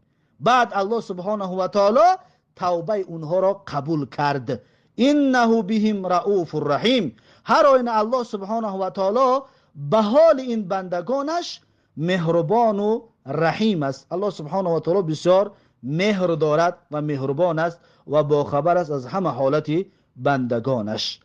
و بعد از این میگوید و علی الثلاثه الذین خلفوا، یعنی که و آن سه نفر کی، اون سه نفر همین صاحب قسمون را الله سبحانه و تعالی در نظر دارد. و اون سه نفر کی خلفوا، یعنی به تأخیر افتاد پذیرایی توبه اشان، حتی اذا ضاقت علیهم الارض. ببین الله سبحانه و تعالی صفت این سه آدم رو بیان میکنه، چطوری که کعب ابن مالک گفت که همون حالی را که الله برای ما بیان کرده است همون طور شدیم. یعنی الله چی میگه درباره این سه نفر؟ الله میگه که حتی اذا ضاقت علیهم الارض، میگه که تنگ شد بالای اینها زمین، یعنی زمین به همین کشادی بالای اینها تنگ شد، بما رحبت، یعنی که با همین فراخی و با همین وسعت و با همین کلانی در نظر این سه نفر دنیا تنگ وانمود میشد. و ضاقت علیهم انفسهم، و نفسهاشون به تنگ آمدن این سه نفر را. و ظنوا الا ملجأ من الله الا الیه، و یقین کردن که پناهگاه جای بازگشت و پناهگاه از الله نیست الا الیه، مگر به سوی الله. یعنی به سوی الله میروی که الله برات پناه بدهد، غیر الله دیگر کسی تو را پناه دادن نمیتونه. میگه اینها یقین کردن به این. ثم تاب علیهم، بعد میگه الله سبحانه و تعالی توفیق توبه رو برای اینها داد، یا الله سبحانه و تعالی توبه اینها را قبول کرد، لیتوبوا، تا اینکه اینها توبه بکنن. توفیق توبه را الله برای اینها داد، لیتوبوا، تا اینکه اینها توبه بکنن. ان الله هو التواب الرحیم. هر آینه الله سبحانه و تعالی تواب، یعنی پذیر قبول کننده توبه، و الله بسیار مهربان می باشد. بعد از این الله سبحانه و تعالی میگوید یا ایها الذین آمنوا اتقوا الله و کونوا مع الصادقین، یعنی ای آن کسانی که ایمان آوردید از الله بترسید و باشید همراهی راستگویی ها. از الله بترسید و همراهی راستگویی ها باشید. پس صاحب قصه ما کعب ابن مالک به سبب راست گفتنش، هرچند که مدت زیر فشار و مشکلات زندگی و مشکلات قرار گرفت، اما در آخر چی شد؟ از جمله کسانی شد که امروز ما و شما سوره توبه آیت 17 تا 19 میخونیم درباره کعب ابن مالک و درباره اون دو دوستش میباشد. این بود سوره توبه آیت 117 تا 119 درباره این بزرگوار نازل شده است. قال کعب ابن مالک میگوید والله ما انعم الله علی من نعمت قط بعد اذ هدانی الله للاسلام اعظم في نفسی من صدق رسول الله صلی الله علیه و سلم الا اكون كذبته.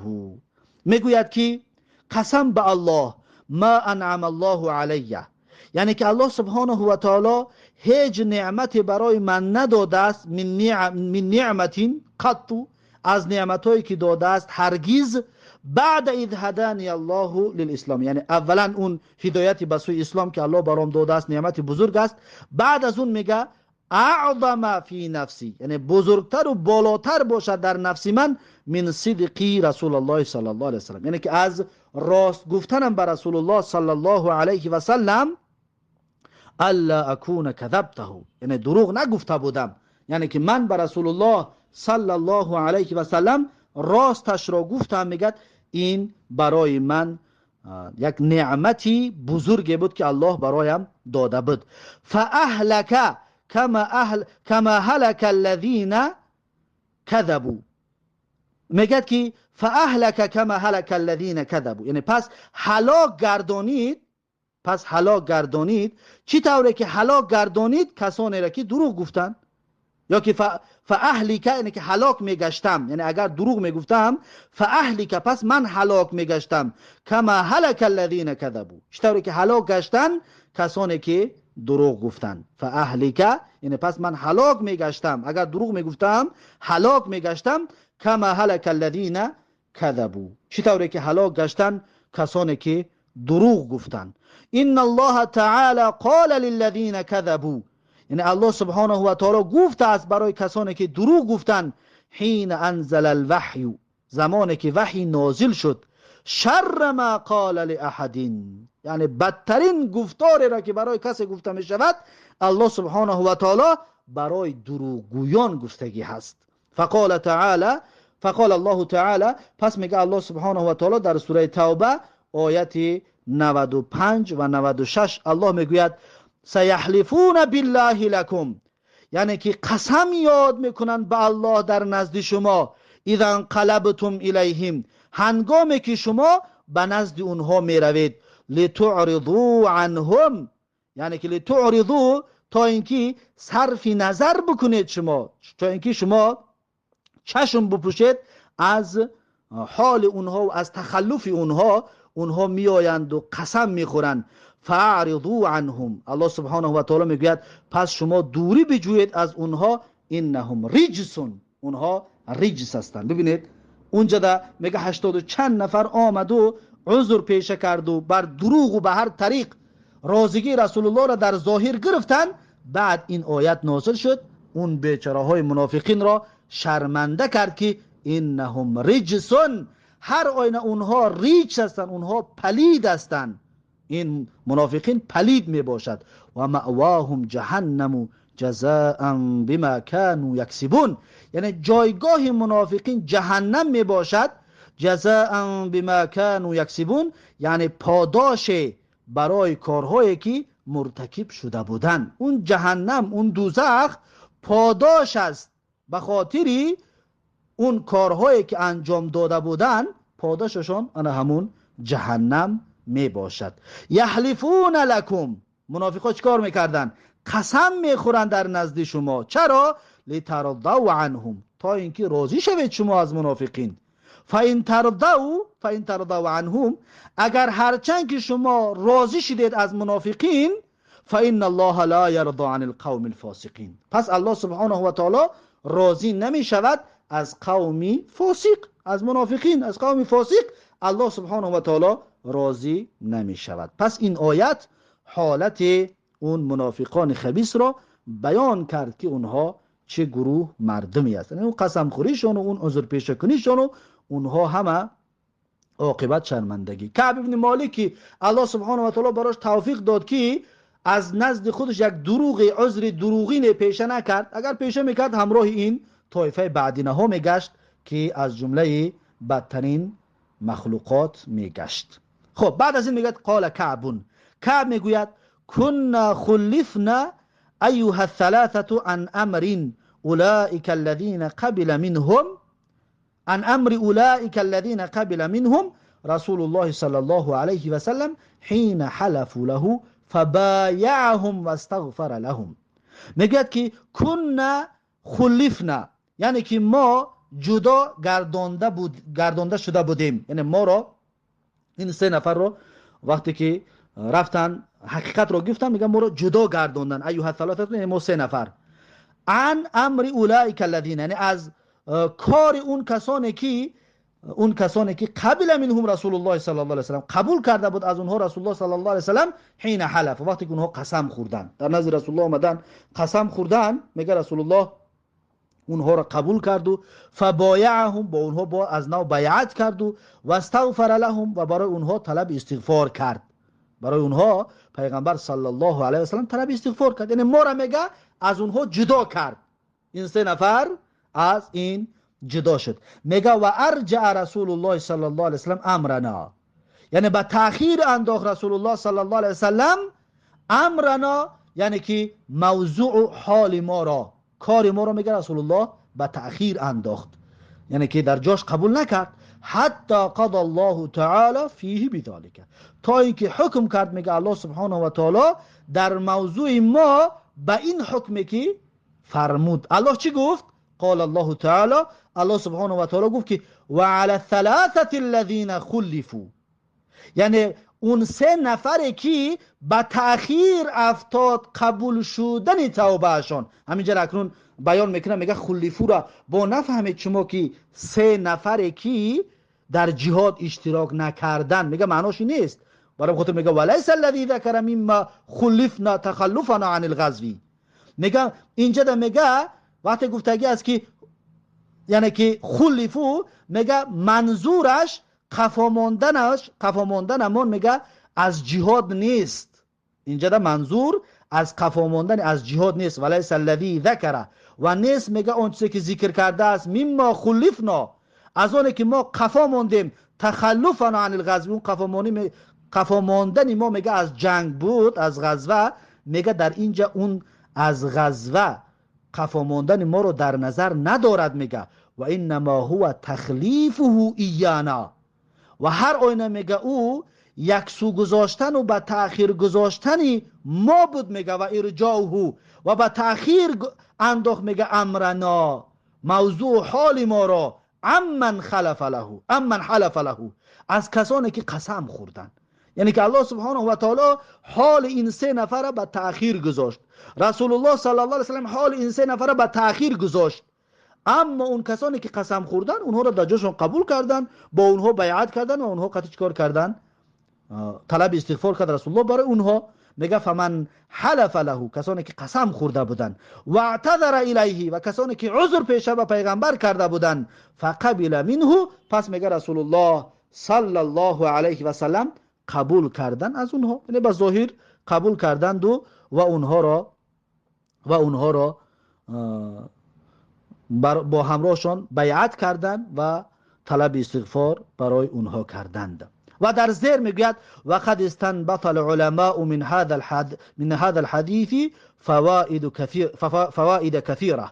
میگه که واقعا علما از این حدیث فایده های بسیار برآوردگی هستند.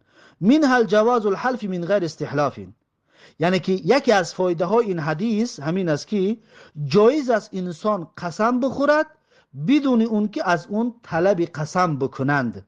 یعنی کسرا نه که قسم بخور و قسم هم بخوری، جایز است.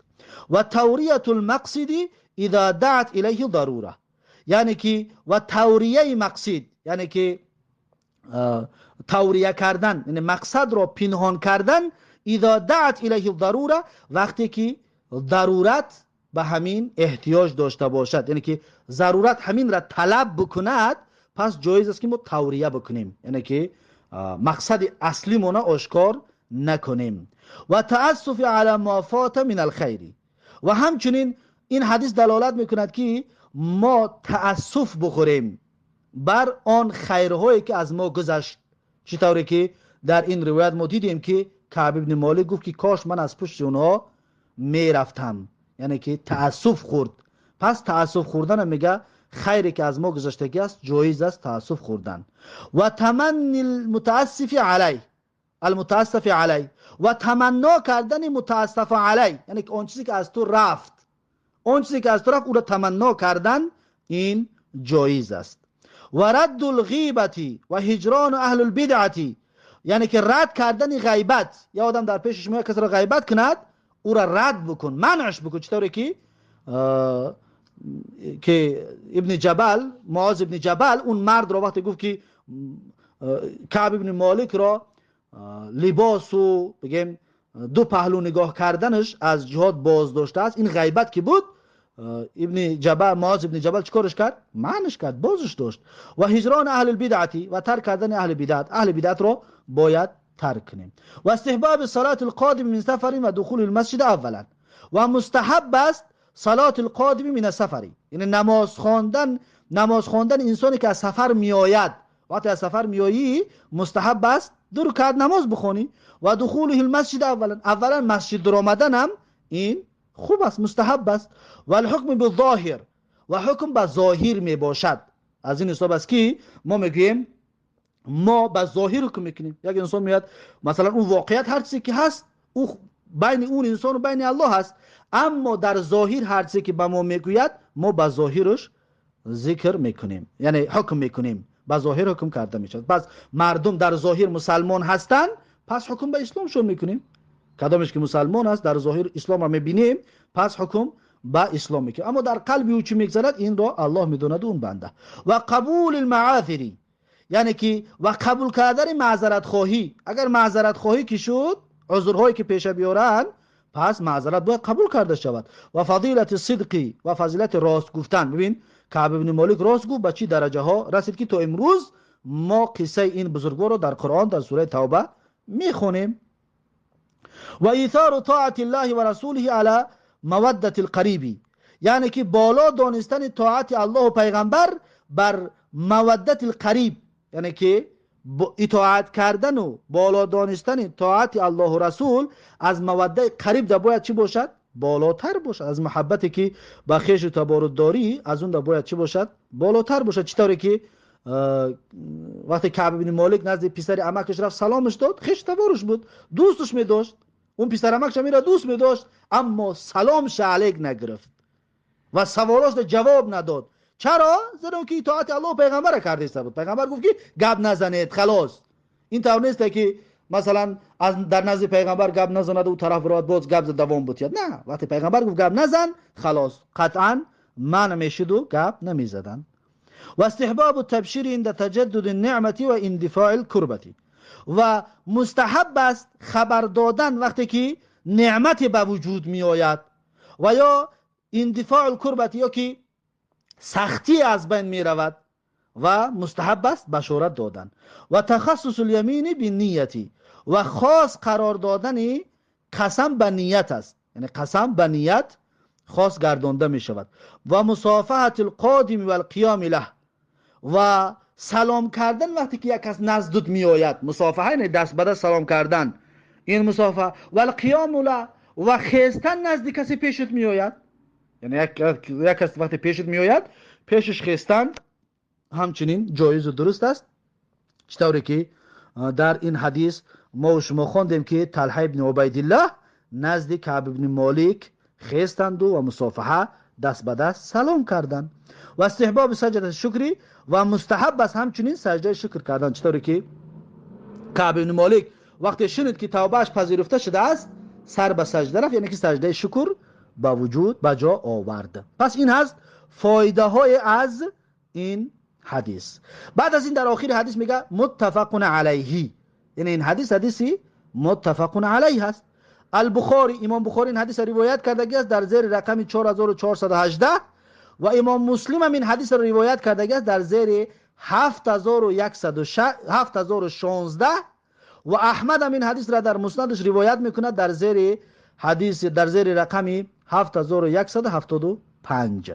و فی روایتین، در یک روایت دیگر آمده است که ان النبی صلی الله علیه و سلم خرج فی غزوه تبوک یوم الخمیس، میگه رسول الله صلی الله علیه و سلم برآمد به جنگ به غزوه تبوک روز پنجشنبه. وقتی که به این غزوه برآمده بود رسول الله میگه روز پنجشنبه بود. و کان یحب ان یخرج یوم الخمیس، رسول الله صلی الله علیه و سلم دوست می داشت که روز پنجشنبه ببراید. و فی روایتین، در یک روایت دیگر آمدگی است که و کان لا یقدم من سفرین، و رسول الله صلی الله علیه و سلم نمی آمدن، تشریف نمی آوردن از سفر الا نهارا فی الضحى، مگر روزانه در نیمه روز می آمدن رسول الله، یعنی که در شب رسول الله از سفر به خانه اش نمی آمدن. چطوری که در اون زمانی بود که میتونستن در نزدیکی های مدینه در جای شب خواب شما روشید بگردن بیاین. پس وقتی نزدیک میشدن به مدینه شب میشد همونجا خواب میکردن، شب رو روز میکردن، فردا روز در روز بعد در مدینه رسول الله صلی الله علیه و سلم می در آمدند. وقتی که امکان این چیزها باشد مسافر این کار را بکند خوب است، یعنی که در شب به خانه نزد زن و فرزندش نآید بلکه در روز بیاید. چرا نآید؟ چی فایده ها دارد؟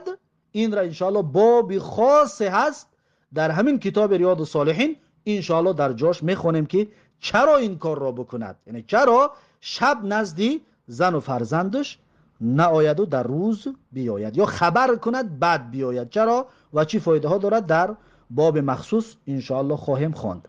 میگه فاذا قدیمه، هنگامی که میگه پیغمبر صلی الله علیه وسلم می آمد، بدأ بالمسجدی، از مسجد شروع میکرد. فصلى فیه رکعتین، پس در مسجد میگه 2 رکعت نماز میخوند.